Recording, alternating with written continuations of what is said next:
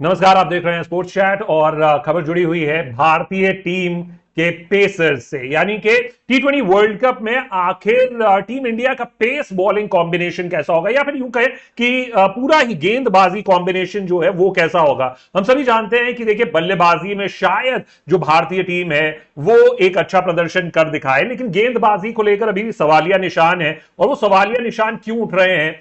एक खिलाड़ी के वजह से, उसका नाम है जसप्रीत बुमराह। अब आप कहेंगे उन्होंने तो बहुत अच्छा प्रदर्शन किया, उनका तो बेस्ट प्रदर्शन है इस सीजन।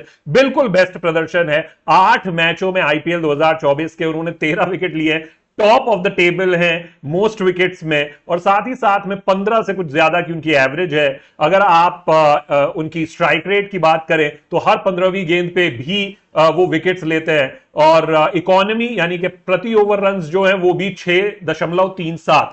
तो ऐसे में जसप्रीत बुमराह जो है उन्होंने तो एक स्टैंडर्ड सेट कर दिया है। अब सवाल यह है कि जसप्रीत बुमराह का साथ कौन देगा, क्योंकि कोई भी गेंदबाज वो जसप्रीत बुमराह के करीब करीब नहीं नजर आ रहा है। और मैं कुछ चीजें आपको दिखाऊंगा, सभी गेंदबाजों के आंकड़े आपको दिखाकर, और आखिर कौन सा जो गेंदबाज है वो वाकई में जसप्रीत बुमराह का साथ दे सकता है, उसको जानने की कोशिश करेंगे। और जो एक्सपर्ट्स है वो क्या कह रहे हैं उस पूरी डिबेट में कि आखिर जसप्रीत का साथ देगा कौन तेज गेंदबाजी में। तो सबसे पहले तो उनके जो इंटरनेशनल स्टैट्स है वो आप देख लीजिए। इंटरनेशनल स्टैट्स में भी वो वही कर रहे हैं जो अभी आईपीएल में वो कर रहे हैं। 62 टी20 इंटरनेशनल में 74 विकेट है, और औसत देखिए 20 से भी कम।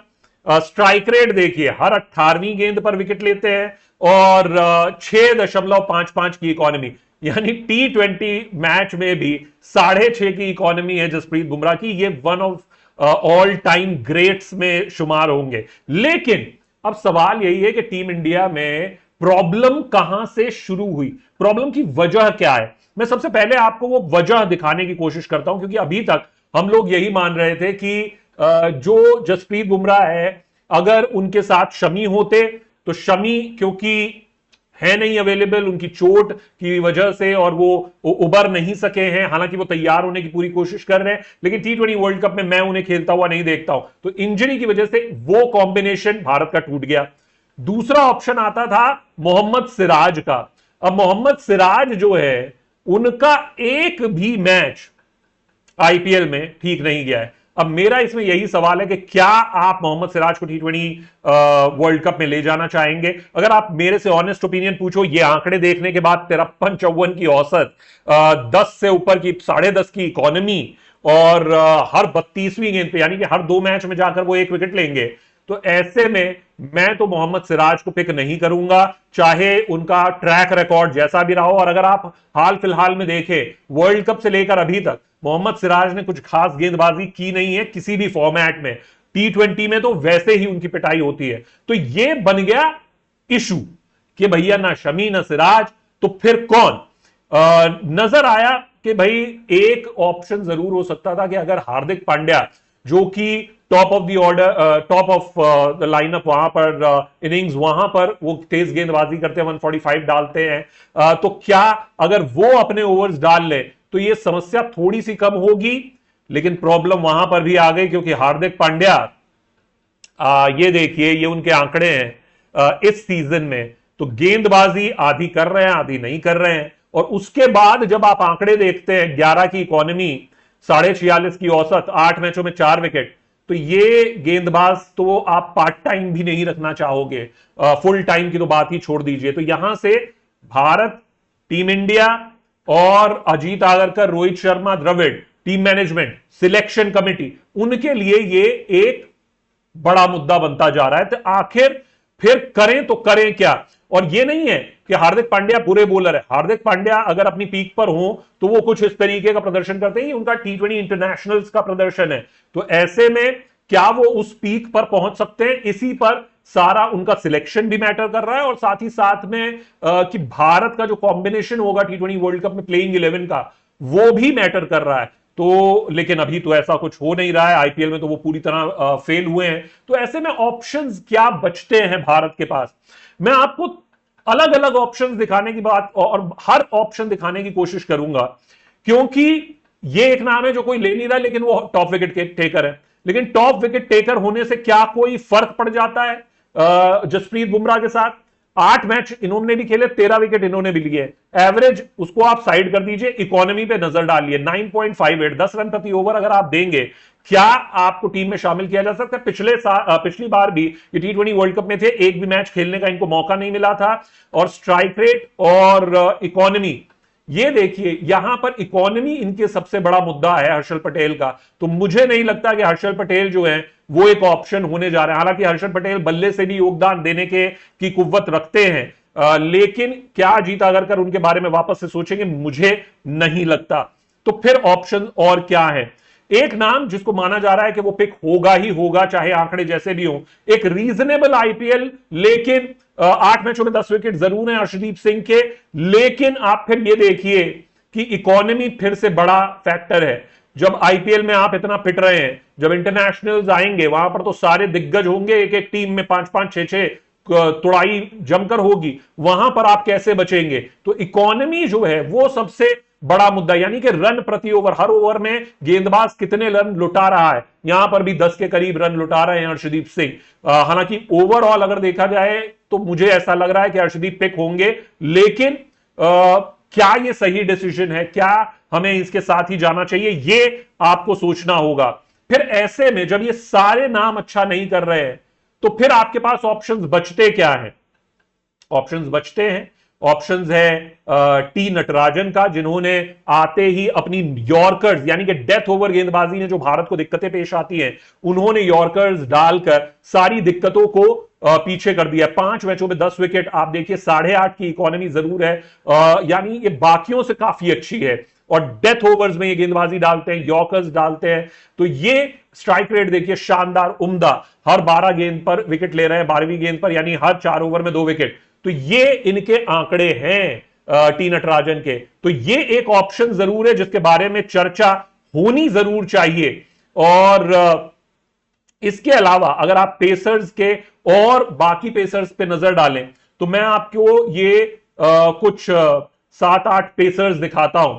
यहां पर आप देखिए कि ये वो ऑप्शंस हैं जिन पर आपको ये दिखाई दे सकता है कि यहां पर भी आप इनमें से बहुतों पे चर्चा कर सकते हैं। ये जो तेज गेंदबाज हैं ये आपकी टीम में आ सकते हैं।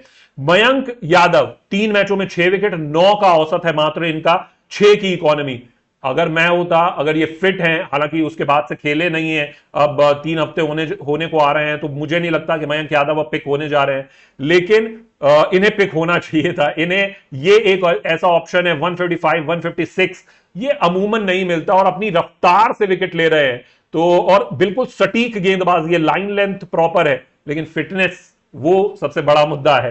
तो ये इनके आंकड़े बेहतरीन है, उम्दा है। इस वक्त अगर देखें तो शायद जसप्रीत बुमराह से भी बेहतर है 3 मैचों में। तो संदीप शर्मा के आंकड़े देखिए आप, वो भी एक ऑप्शन होने चाहिए अगर आपको वाकई में एक्सप्लोर करना है, अगर आप पूरी ओपन आइज के साथ देखना चाहते हैं कि आपके पास क्या क्या विकल्प है, तो संदीप शर्मा का भी नाम उनमें होगा। इंजरी के बाद वापस आए और आप देखिए 3 मैचों में 6 विकेट, 12 की औसत, लेकिन इकोनॉमी 6.90, और ये बड़ा फैक्टर है मुझे लगता है, जहां पर संदीप शर्मा की भी आप जिक्र कर सकते हैं। मुकेश कुमार जो कि वैसे टीम इंडिया की स्कीम ऑफ थिंग्स में है, 10 विकेट उन्होंने जरूर लिया 8 मैचेस में, लेकिन आप ये देखिए कि इकोनॉमी जो है वो वही 10.5, 11 की इकोनॉमी। इसके बेसिस पे मुकेश कुमार को पिक नहीं किया जा सकता, नंबर 1 बात। नंबर 2, जहां पर स्विंग और सीम नहीं होगा, वहां पर मुकेश कुमार जो है वो बेहद स्ट्रगल करेंगे, और वही इस आईपीएल ने भी एक्सपोज कर दिया है। तो ऐसे में आप क्या मुकेश कुमार के साथ जाएंगे? मैं शायद नहीं जाऊंगा। फिर युवा खिलाड़ी हर्षित राणा, आप देखिए क्या गेंदबाजी की, 6 मैचों में 9 विकेट, लेकिन यहां पर इनके साथ भी इशू वही है, इकोनॉमी 9.25 की। तो वो उसको कैसे आप ठीक करेंगे? जब आईपीएल में पिट रहे हैं तो इंटरनेशनल में तो आप नहीं बच पाएंगे। आवेश खान जो कि टीम इंडिया की स्कीम ऑफ थिंग्स में रहे, उनका देखिए आप 8 विकेट लिए हैं, लेकिन औसत भी खराब है और इकोनॉमी भी खराब है। मैं नहीं मानता कि उन्हें किसी भी स्कीम ऑफ थिंग्स में होना चाहिए था या होना चाहिए अभी भी, तो वो उनको मैं मानता नहीं हूं, लेकिन आप लोगों की क्लैरिटी के लिए मैंने उनका नाम यहां पर डाल दिया। मोहसिन खान एक ऐसा नाम है जिनको आप जरूर सोच सकते हैं, बाएं हाथ के तेज गेंदबाज, 150 के करीब की स्पीड, और 7 विकेट उन्होंने लिए हैं, लेकिन इनके साथ भी मुद्दा वही 10 के करीब की इकोनॉमी, 9.75। तो यहां पर फिर खलील अहमद जिन्होंने स्टार्ट बहुत अच्छा किया सीजन, लेकिन उसके बाद कहीं पीछे होते चले गए, 10 विकेट उन्होंने भी लिए हैं और 9.25 की इकोनॉमी रही है इनकी। तो ऐसे में आप किस गेंदबाज के साथ जाएंगे? देखिए, बेस्ट ऑप्शंस आपको तलाशने होंगे। मैं जानता हूं कि मोहम्मद सिराज जो हैं वो ट्राइड एंड टेस्टेड हैं, वो बड़े उन्होंने इंटरनेशनल्स खेले हुए हैं, वो बड़ी ओकेजन्स को जानते हैं, लेकिन इस सब के बावजूद अर्शदीप, मुझे लग रहा है कि अर्शदीप तो होंगे ही जसप्रीत बुमराह के साथ। तीसरा जो है, क्या भारत किसी ऑलराउंडर के साथ जा सकता है? क्या वो दीपक चहर के साथ जाएगा? हालांकि उनका भी रिकॉर्ड बहुत अच्छा नहीं रहा है, सीजन 5 विकेट ही लिए, लेकिन या फिर हर्षल पटेल जैसे किसी खिलाड़ी के बारे में सोच सकता है भारत फिर से? मुझे नहीं लगता कि ऐसा होगा, और Bharat out and out pacer के लिए जाएगा। अब उसमें मुकेश कुमार भी हो सकते हैं, क्योंकि उन्होंने भाई जो ट्राइड एंड टेस्टेड है उन्हें ही मौका मिलेगा। नटराजन, मुझे ऐसा लगता है कि एक ऐसा विकल्प होना चाहिए जिसके बारे में गंभीरता से सोचना चाहिए। नटराजन को टीम इंडिया का हिस्सा बनाया जा सकता है। ये अभी अगर आप इस पूरे सिनारियो को देखें तो यही समझ में आता है कि भारत के पास वाकई में रिसोर्सेस की कमी है, या क्या आगरकर में इतनी हिम्मत है कि वो इन युवाओं में से किसी एक को पिक करके दिखाएंगे कि इस बार एक अलग सिलेक्शन होगा, एक अलग चयन होगा, और हर बार की तरह, जैसे कि आप ये देखिए, मैं अंबाती रायडू ने अपनी टीम सिलेक्ट की, अंबाती रायडू ने किसको सिलेक्ट किया? आप नीचे देखिए कि उन्होंने भी जसप्रीत का साथ देने के लिए मोहम्मद सिराज को पिक किया, उन्होंने भी अर्शदीप सिंह को पिक किया, लेकिन लास्ट में उन्होंने मयंक यादव को भी पिक कर लिया। इरफान पठान की अगर आप बात करें, उन्होंने किसको पिक किया?